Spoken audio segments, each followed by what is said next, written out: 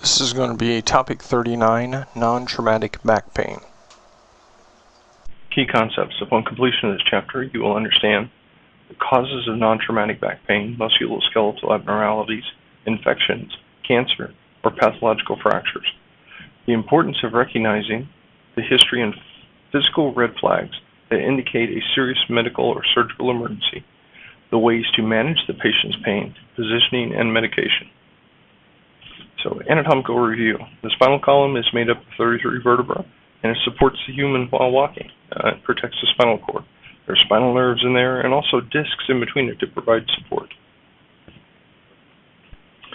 Spinal nerves start in the spinal column. The pairs exit the spinal column through holes created by the joining of two adjacent vertebrae and travel either to the muscles or to the sensory organs within the body. Compression of these could cause failure or paralysis, dermatome, paralysis. We'll talk about this further as we go in this chapter. The discs, this is figure 24.3. Vertebral discs are located between adjacent vertebrae, and they provide flexibility and shock absorption for the loads produced by walking, bending, and lifting. Many people will develop minor disc herniations, commonly known as bulging discs, that often do not cause pain. However, if it's in the right spot and it's adjacent to a nerve and it's causing irritation, very simply, it can cause extreme amounts of pain.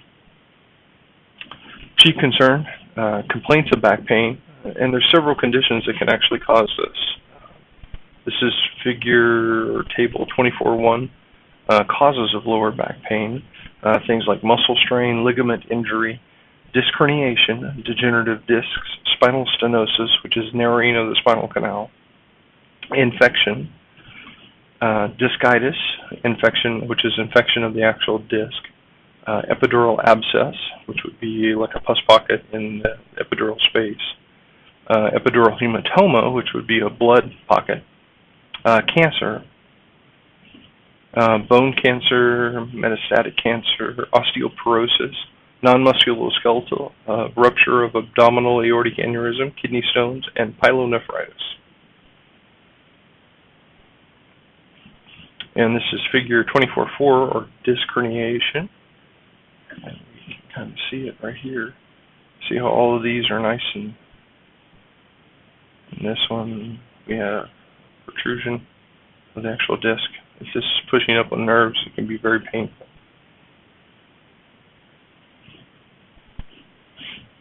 Figure 24.5, causes of acute spinal cord compression, one of them being central disc herniation, which the disc internally herniates. This causes pressure if there's any nerves coming out, pressure upon those. B is an epidural abscess, causing pressure to the spinal cord. This is the abscess right here. And then C, down here, is spinal epidural hematoma, which is right there, which is a blood hematoma. And then D is going to be cancer. Growing of a new tissue in a section, this can cause extreme pain or no pain at all. History. Thorough directed patient history helps determine if an emergency exists. Considerations, very open-ended questions to try to get the patient to open up and speak to you. OPQRST, mnemonic, and then watch for red flags. Table 24.2 is historical red flags, which we're going to look at here in just a second. And then after that, we're going to look at table 24.6, the S4, S5 dermatomes. So this is historical red flags, table 24.2. Saddle anesthesia, which would be numbness or pins and needles sensation located in the skin territory of the perineum between the legs, external genitalia, and anus. Loss of control of bowel and bladder function, night sweats, night fevers, unintended weight loss, and then abdominal pain. Those are all red flags. The S4, S5 dermatomes cover the skin and the peritoneum. So we're talking about the sacral area here, S4, S5, umbilicus. So if they have numbness and tingling on a dermatome, it could be a peripheral nerve problem, or it could be something as grave as a tumor or spinal cord compression. Past medical history considerations, prior history, long-term deficits if they have any, current pain versus past episodes. What is this pain compared to the last time you had this, if it's reoccurring? Surgical history, medication, and then any type of allergies. On examination, consider obtaining a complete set of vital signs. You need to get a full set of vital signs so we can look at their hemodynamic status. Investigate any abnormalities. Also look for red flags here, which is in this table. We're going to look at it here in just a second. Table 24.3, physical exam red flags for a patient who complains of back pain. Unequal strength would be one that would say that there's some kind of neurological deficit. Unequal sensation, evidence of incontinence.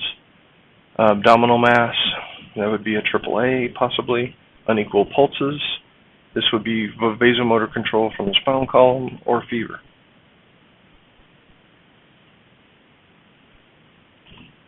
Assessment, consider possible conditions and narrow down the list. When you're getting all this information, just start eliminating things through your assessment. Reflect on the positive and negative findings. Acute cord compression is probably the worst case scenario. As far as treatment, first priority is going to be airway breathing and circulation. Other considerations, support the patient with IV fluids if they have neurological shock. We're going to try to target the blood pressure systolically at 90 to 100 millimeters of mercury. Provide analgesia for any kind of pain that they may have. We can do this with oral agents, intravenous, or subcutaneous delivery. And then consider motion restriction or consider C-spine. Use for any concern about the direct trauma to the spine. So if the patient has any kind of history to where they have direct trauma to the spine, they probably need to be put in C-spine precautions or motion restriction.